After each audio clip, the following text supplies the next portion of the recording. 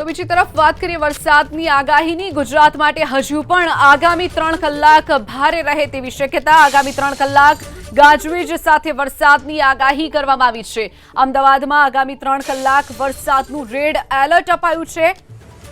બનાસકાંઠા સાબરકાંઠા પાટણ જિલ્લામાં વરસાદની આગાહી કરવામાં આવી છે આવનારા 3 કલાક ભારે રહેશે રાજ્ય માટે તો મહેસાણા ગાંધીનગર અને દાહોદમાં પણ 3 કલાકમાં પડી શકે છે ભારે વરસાદ મહેસાણા અરવલ્લી મહીસાગર સુરેન્દ્રનગર જિલ્લામાં પણ 3 કલાકમાં ભારે વરસાદ પડે તેવી પણ આગાહી કરવામાં આવી છે મોરબી અને કચ્છ જિલ્લામાં પણ 3 કલાકમાં ભારે વરસાદ પડે તેવી પણ આગાહી વ્યક્ત કરવામાં આવી છે